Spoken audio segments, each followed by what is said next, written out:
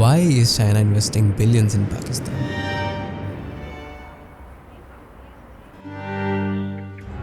A country deep in debt with a weak economy and political chaos. Why is that? China sees Pakistan as a shortcut, a way to use the sea routes controlled by US.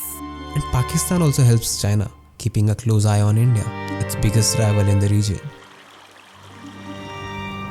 So while it looks like Pakistan is gaining roads and ports, in reality, it's becoming more dependent on China, even as it struggles to repay the money. And it's this friendship and this relationship that the Chinese have got with the Pakistanis. It feels like something's happening. That's the thing. It feels like something's happening. Now look around.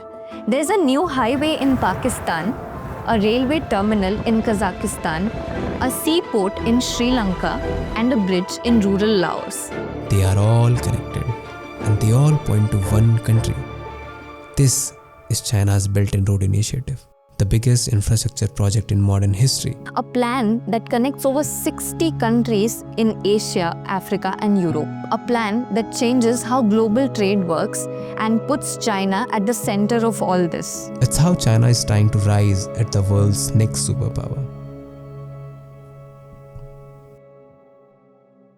It's 2013 and the Chinese president Xi Jinping, while giving a speech in Kazakhstan, mentions about the ancient Silk Road, a network of roads that carried ideas across Europe, Middle East and China as far back as 200 BC. We should take an innovative approach and jointly build an economic belt. And a month later, Xi is in Indonesia.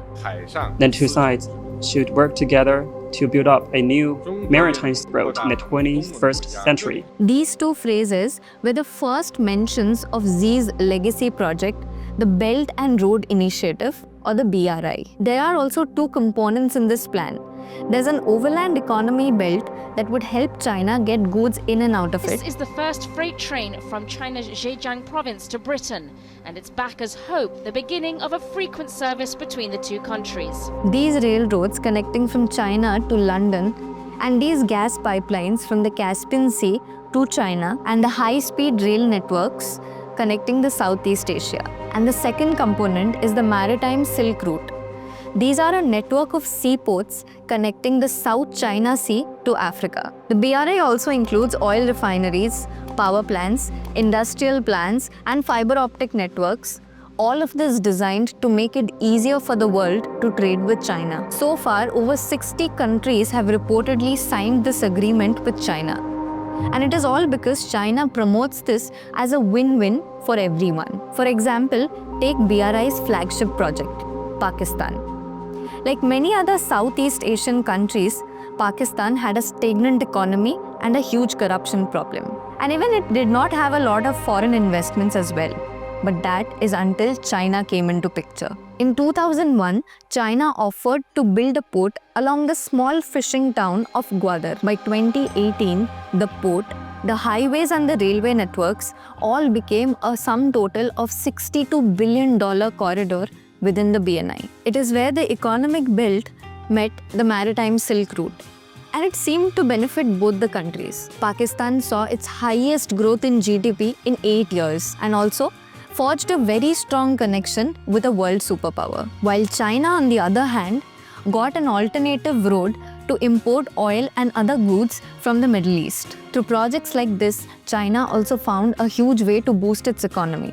For example, the Chinese construction companies that did not get much work in China found themselves getting huge amount of work in these BRI projects. And now 7 out of world's 10 biggest companies in construction are Chinese. And what makes this more favorable for China is that it needs to be involved in these projects. For example, Chinese workers have directly built this highway in Pakistan, and the Chinese workers have also worked with locals to build this railway in Serbia. The Chinese involvement is one of the very few demands that China has for these projects. See, for example, to build something from the West and get investments from there, they need to have strict ethical standards. But China has offered billions of dollars in investment with very few demands. So it is no surprise that this BRI project has become huge hits, especially in non-democratic countries in this region. China has signed agreements with authoritarian governments and military regimes. In fact, it is even affiliated with countries like Afghanistan, Yemen, Iraq. All of these countries surrounded in huge conflicts. Because of China's willingness to lend huge money to unreliable countries, many experts have called the BRI as a risky plan. Because eventually these countries have to pay the money back to China. But the political conflicts and corruption makes this almost impossible. A recent report found out that many of these countries are very vulnerable.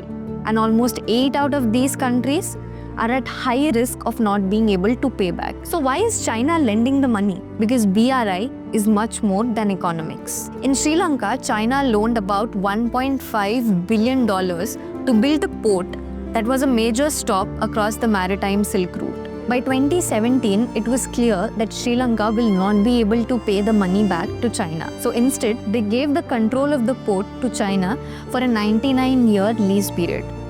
Similarly, China also controls this port in Pakistan and has a 40-year lease period. China is also pushing for similar agreements in Myanmar, and in fact, it has an actual Chinese naval base in Djibouti. The Chinese Navy is setting up a base in Djibouti to support escort. These are all signs of what is called the string of pearls theory. This theory states that China is trying to build a string of naval bases across the Indian Ocean. This will help it establish control over the ships and the trades in the Indian Ocean. While China is not getting its money back anytime soon, they are still achieving some important strategic goals. China's growing influence challenges the US, which has been the world's lone superpower for the last several decades. The BRI is China's way of becoming a global leader. By controlling the global trade, China is on this path.